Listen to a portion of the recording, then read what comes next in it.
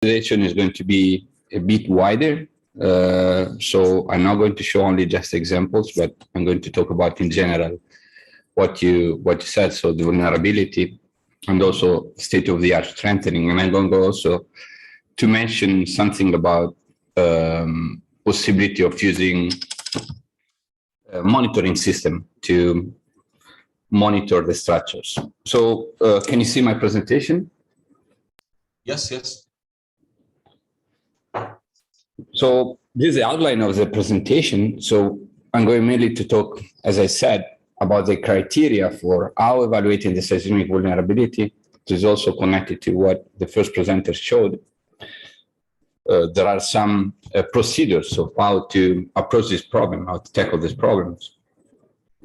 And also how to evaluate the efficacy of the intervention. So how do we intervene and which kind of intervention could be better for conservation or also for strengthening in this case.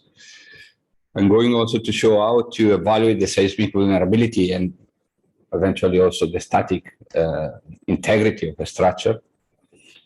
I'm going to explain about criteria and the material for seismic strengthening. I'm going to select some materials, some new materials of how to, with the possibility of strengthening, as I said, like existing or heritage structure, given monuments, some examples, so some applications and some at the end conclusions.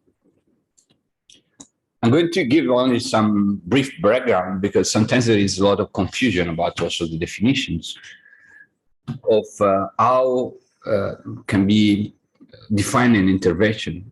So starting from repair or local intervention, like I saw today, is an intervention that is only limited to portion of the buildings. So we don't consider the overall performance of the building, in particular for seismic performance. So basically, if we see some local vulnerability, we intervene and we reduce the vulnerability of the particular object or the particular element. It's different if we go into global strengthening. In this case, you do the design and the construction, and the design is widespread, and the intervention are broader, they are larger in the construction. And this allows the increasing of capacity of the building in the global, with the global intervention. How do we do it? And this is also very important because this definition, when I travel, I notice they are not clear. Sometimes we always talk about seismic strengthening of heritage structure to the actual codes, but this is normally not possible. So there is a possibility of seismic strengthening. So the improvement of the capacity of the building is still not at the same level of new buildings, but we are improving the performance, particularly toward the seismic performance. And then there is retrofit. Retrofit means that the building is strengthened to be code compliant. So it's a code compliant upgrade. So you think about, I'm going to upgrade the building to be as strong as a new building. So that's the main definition. So you can do a local intervention, especially for conservation. You can intervene with the seismic strengthening, and this, you don't go up to the seismic codes, or you can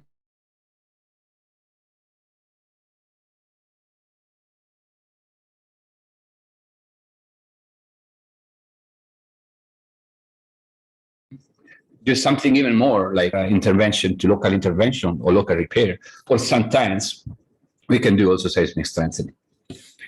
The goal always, today was mentioned, is to avoid unnecessary work. So we need to favor the minimal intervention because we are dealing with monuments of heritage structure. And also, we need also to investigate and highlight the cases in which it's appropriate to act also in a more intensive or in more intrusive, with a more intrusive intervention. So how do we approach this problem when you deal with the heritage structures? So first of all, we need to evaluate the design life, considering basically how the performance of the structure with regard to the different limit states. So basically, we want to see what are the performance toward the limit state of the structure. What is the design design life is a period in which the structure can be considered safe, because everybody knows it could be a monument or it could be a new building. The structure degrades during time, and we need to evaluate in the actual condition. And sometimes we need to intervene during maintenance to improve the performance of the structure. And basically, if you intervene with local intervention or with lower safety level, you basically are accepting that the design life is shorter. In other words, you can think, I'm not going to be able to upgrade the building up to the code standard. The code standard requires, for example, that we design new buildings for earthquakes return period of 475 years. We can accept that our building could suffer higher damage than a new building for an earthquake with a lower return period. So it's basically, let's say, toward this seismic event. So we need to remember this. So the building is always designed, or is always design life, and we can decide how we approach this strengthening, as I said, with local intervention, with seismic strengthening, or even with seismic retrofit. And in the case of heritage structure, we normally deal with local intervention and only seismic strengthening. We never normally desire to go up to the code standards. How do we evaluate the seismic safety? We need to investigate, assess the vulnerability, rehabilitate, and conserve. We need to find the most efficient solution for basically achieve this goal. And normally what we do, as also was shown before, we conduct historical research, investigative documents. The first presenter showed it very well. We do site investigation to analyze soil conditions or even material properties. And with structural diagnostic, I'm going to go more in detail, we investigate what are the properties of the material or even how the structural details of the structure is made. And to do that, we use appropriate investigation technology, because we need to evaluate correctly all the building components, all the structural details, and assess correctly the structural damage and deterioration of the structure, because as I said, we need to evaluate the structure in the actual condition, in the present condition. And based on all this information, we design the intervention. So if there are structural decay or if there are some particular issue, we normally intervene locally to reduce these vulnerabilities. We need to always use an efficient method to evaluate this, in particular for heritage structures. Because as I said, we need to intervene with the minimum intervention required. So often, we use very or quite advanced analysis to establish the safety of the building for structural integrity and seismic vulnerability. So how do we follow this procedure? We collect all the available documents and construction information. Like the first example was very clear regarding this that was shown today. We do a detailed survey of the structural system, and this includes details, geometry, cracks, stress pattern. These are all information very important to evaluate the present condition of the structure, because it shows if the structure is in state of distress or not. And we can also intervene locally to reduce the state of distress. We perform an experimental campaign, and this experimental campaign is very useful to evaluate the material characteristics and to obtain the geotechnical information. We also often, in the case of heritage structure, we establish a way to monitor the performance of the structure with visual, so with cameras or laser scanner with new technology like drones. And lately, we have been also using instrumental monitoring system, such as accelerometers, inclinometers for dynamic monitoring, or even for static monitoring, we use LVDTs or different instruments to evaluate crack opening or inclination of the building. And this can be done in real time. And also using, I'm going to show you, artificial intelligence, we can evaluate if there is a state of distress that is critical or not. Define, after we do that, and monitoring can be done before the intervention and after the intervention. This is a very interesting approach because with the monitoring system, you can evaluate the performance of the structure before the intervention and after, when you do the intervention, after the intervention. Based on this, we define appropriate structural models, and these appropriate models need to define correctly the stiffness, the strength, and ductility of the existing building. And then, based on all these results, so including all the details, collection, detailed surveys, monitoring, experimental campaign, the results of the vulnerability, we approach intervention, as I said, trying to minimize the quantity of the intervention and select the least intrusive intervention to improve the performance of the building. So when we discuss about type of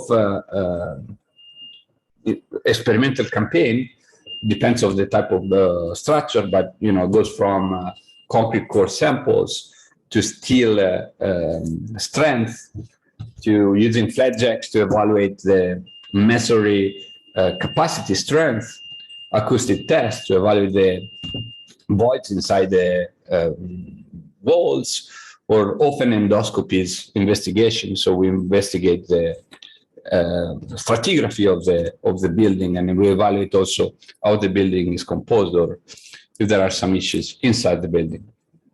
Often we do, as I said, also the technical campaign if it's needed, because in the case we don't have any differential settlements or we don't have local problems, sometimes we also don't do that. But if we need it, we also have advanced techniques for geotechnical surveys, including, as I'm showing here, electric tomography or different kind of solution that can give, you see, the continuum also characteristic of the soil. And as I said, the case of visual monitoring, we have several now techniques, laser scanner, robots, and also drones to do the survey, and also is often used also in combination with artificial intelligence to evaluate also the decay of the structure, as I said, in automatic, detecting the anomalies of the images. So it's very important with the advanced techniques to do also a periodic control of the construction. And now we are trying, as I said, to make this periodic control automatic. And this could reduce, could optimize the correct conservation, and especially the planning and maintenance, repairs and strengthening. So we do this kind of monitoring to try to predict what is the performance, future performance of the building, and try to intervene in an efficient way. And what is very important is to set up a monitoring program to define what are the most significant parameters, and understand also what are the structural system, and also to interpret the failure in progress, but also the anomalies. So just to give you an examples, you can set up LVDTs or crack opening measurements to evaluate how a certain damage is basically changing in time, is progressing in time. And you can set up a system, automatic, to see when you need to intervene and how you need to intervene.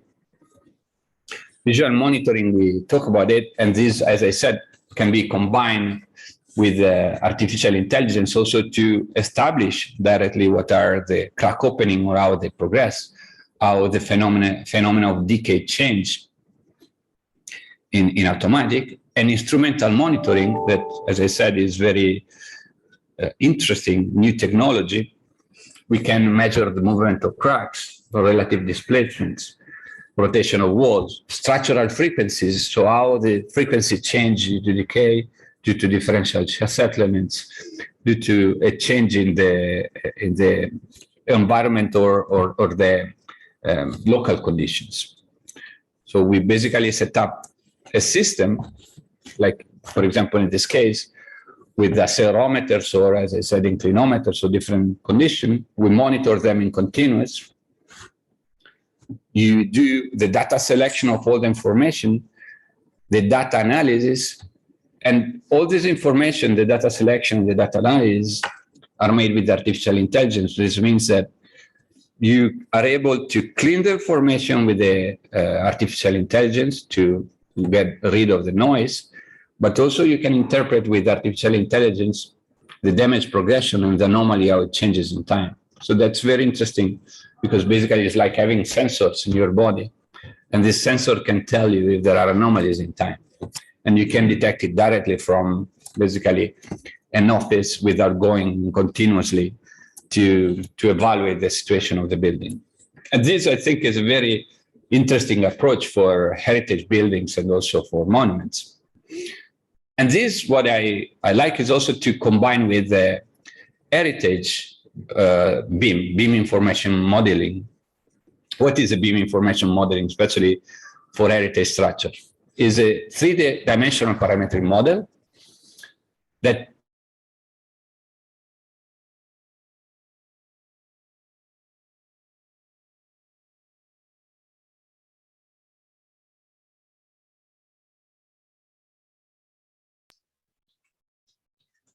is frozen, the image and the transmission. details. Guido, you have a delay of some seconds because it has frozen your transmission. Oh. Can you repeat the last 10 seconds? Okay. So I was talking about heritage BIM information modeling. And I was saying that I think is a very interesting tool to apply to heritage structures and to interventions. And what I stress, the fact that the BIM model sometimes is thought like to be a geometric model, but it's not only a geometric model, it's an information database. So inside the BIM model, you can contain a lot of information regarding history, documents related to the building, construction details, material properties, if you did some investigations, geotechnical information. So you have to think about a lot of information collected in a BIM model, and can be helpful for the vulnerabilities, for the initial evaluation of the building, but also for the strengthening of the or the intervention with all the information of the basically the intervention. And that's crucial for the control and management of the design phase, but also for the management of the construction of the heritage building. So how you can intervene in time and collect all this information to also predict how you can do the maintenance. I think right now, if you combine advanced analysis with monitoring system, with the HBIM solution, with the BIM information modeling, you can have a lot of information, can be very helpful for the prediction of the performance of the building and for the maintenance. So how you can really reduce the quantity of intervention in time and have always the best solution for the maintenance of the building. This, I don't have much time, but just some brief information about how the buildings, heritage buildings, are performing during an earthquake. We normally evaluate the local performance through local mechanisms, like I'm going to show you, I'm showing you in the right, the local mechanisms that need to be avoided. And normally we use local intervention to avoid this kind of failures. If we are able to avoid all these kind of local failures, we can have a global mechanism for performance that normally the building is performing for a higher, with higher performance. And normally you have this failure in plane. You need to evaluate both situations, as I said, with local calculation for the situation on the right, and with the finite element modeling or more sophisticated modeling with the situation on the left, to see what is the performance, what could be the performance of the building for seismic evaluation. So we have a lot of examples during the earthquake of local failures like this one. And what is important to avoid this local failure, especially at the level of the floor of the roof, is to ensure that there is a diaphragm, even not very rigid, at the floor of the roof.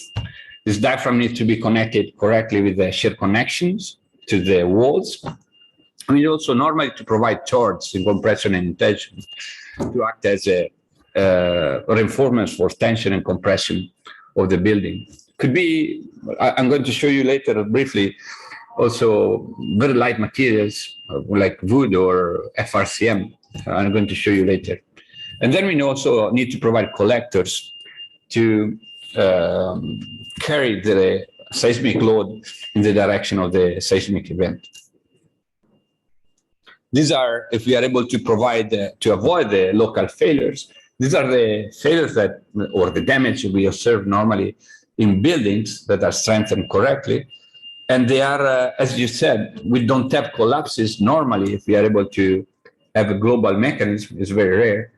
And the performance is much higher if you are able to avoid these local failures. So how do you evaluate these performance? I'm going to go quick. Normally, we use nonlinear analysis, so advanced analysis, because they are more precise than linear analysis, especially for masonry. Because masonry behaves from the beginning, even under vertical load, in nonlinear. So you have normally cracking and you have nonlinear redistribution. So it's very important to have advanced analysis to evaluate the performance of the building, because they are more accurate. And typically what we do, we evaluate the performance either with pushover analysis, I'm not going to give too much details about that, or even more advanced analysis like nonlinear thermistor analysis. So we use oscillograms at the base of the buildings, so real recording, and then we evaluate the performance of the building numerically, and we try to reproduce the real conditions. So this is just an example. Is a church near in the center of Italy. Is a church of the 13th century. We need to evaluate the performance of the church. So we did all the investigations. So as you can see, flat jacks, we endoscopies, and we compared the results with the finite element models to see if the model was correctly calibrated. We evaluate, as I said, the nonlinear properties of the material. These are the endoscopy. We perform several endoscopy to see the stratigraphy of the building to correctly assess the strength of the building. We also did some monitoring with the dynamic monitoring to evaluate the frequency of the tower experimentally. And we compared the frequency, the experimental frequency with the numerical frequency. In this way, we are sure that the initial stiffness of the model is correct for the evaluation of the structural integrity. And then we also consider the possibility to have a soil structure interaction. So in this case, the entire basically mountain under the church was modeled to see what are the amplification of the mountains of the soil, and evaluate correctly the acceleration of the church. So this is just an example of how the model can be. See, the church is behaving nonlinearly. We are trying to evaluate the acceleration, but also the damage that is occurring in the church, because in this way, as I said, you can intervene with the minimum intervention, because we are trying to simulate with the most advanced techniques the failure of the church before the intervention. And often what we do, we also use very advanced tools with micromechanics. In this case, this is a model brick by brick. And we try to see what are the failure of the building, heritage building, during an earthquake log numerically, and try to intervene, as I said, in the least intrusive way. Just show you some example of numerical analysis of even entire buildings, which you can see the progressive damage and collapse. And as I said, intervene with very appropriate methods. Some examples of seismic strengthening In Italy, we have a guidelines. It's a guideline of 2011 that we normally follow. The intervention need to follow these procedures. So low invasiveness, more compatible, so compatibility with masonry, reversible, and long-lasting. This is a principle that we need to follow when we intervene on a monument, on a heritage structure.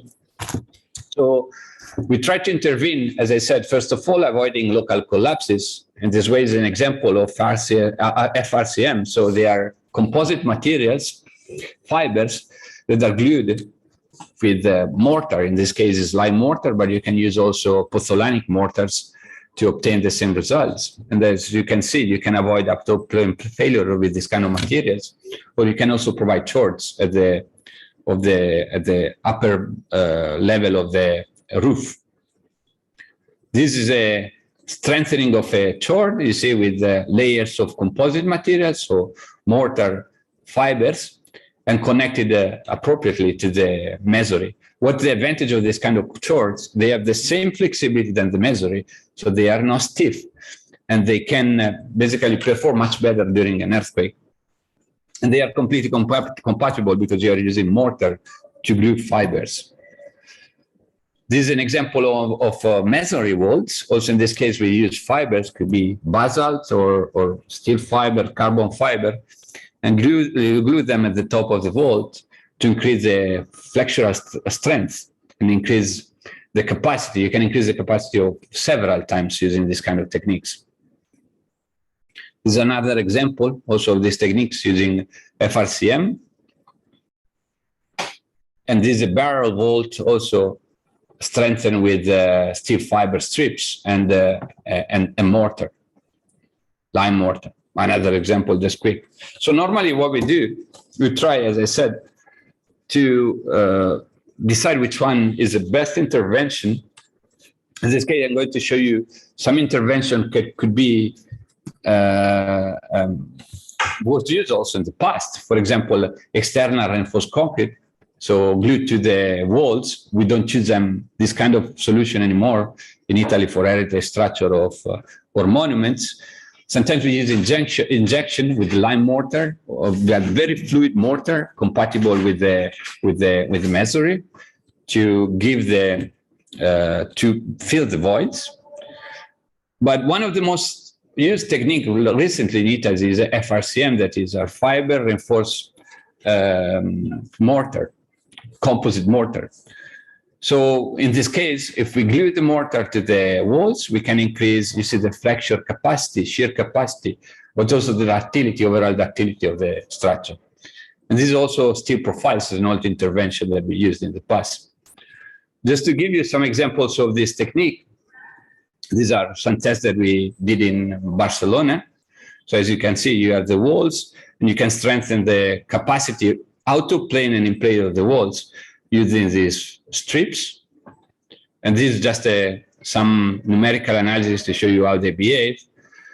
And as you can see, you can increase a lot the strength and also the ductility in plane of the building, thanks to the fact that you are adding basically tensile strength to the wall.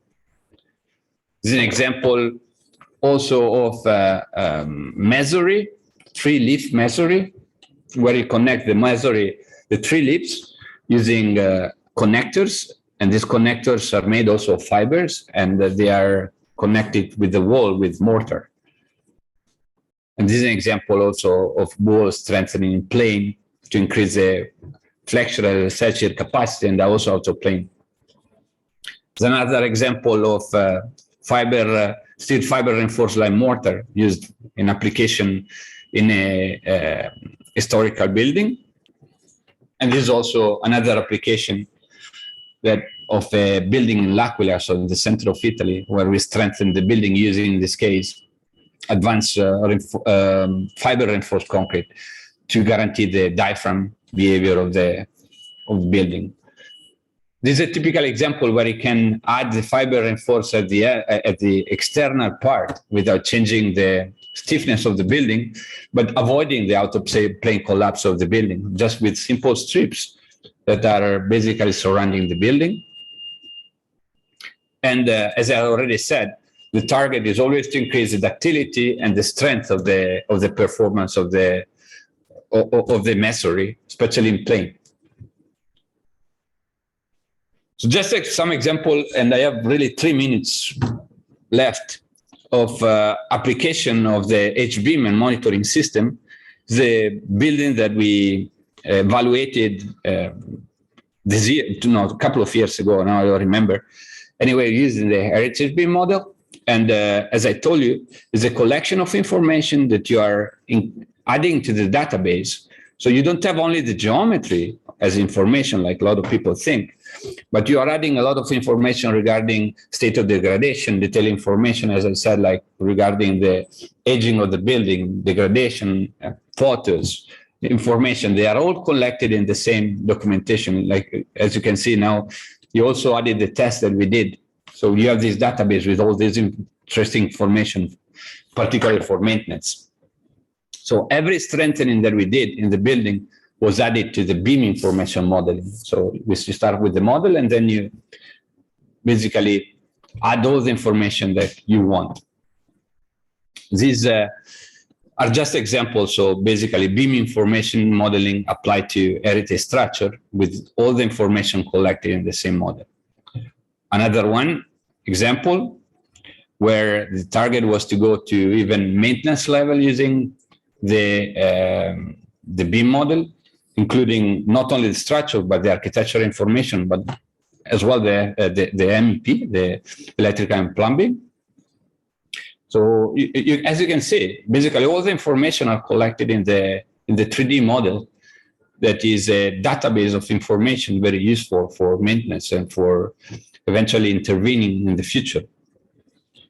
And this is the last example of investigation of vulnerabilities, another example in the center Italy, where we also apply the monitoring. So we did the investigation, vulnerability strengthening, and also we suggested the monitoring. I go straight to the monitoring because now it's just some example of how we strengthen the building. You see, in this case, you have the chord. We increase the tensile strength of the chord, adding FRCM, so the fiber, but without changing the overall stiffness of the building. And we also strengthen the timber roof. We thought to add accelerometers and clinometers at the external part of the building. And in this case, with also other information, as I said, we can monitor continuously the performance of the building and see if the building is decreasing because of changing stiffness or any other anomalies that we can detect.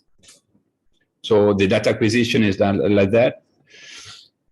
And going to the conclusion and making it like short because I'm short of time, it's very important to do accurate investigation, as I said, and the survey to minimize the intervention and to use advanced analysis also, not simple analysis, because masonry behaves non-linearly from the beginning. So it's impossible to evaluate correctly the behavior using linear analysis. I really believe that it's very important also to apply new technologies for the survey, but also for the use of beams or beam information modeling techniques to have the database very accurate.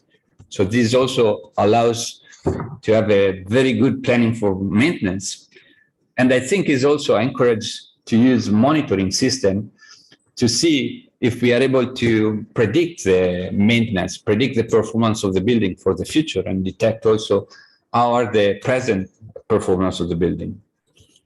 The strengthening obviously also was mentioned before. They need to be compatible, reversible, not invasive, and they have also to be long lasting. So this also is very important. And with new technology, sometimes it's very difficult to see if they are long lasting. So they need to be tested correctly before being applied to heritage buildings. So thank you very much for the attention.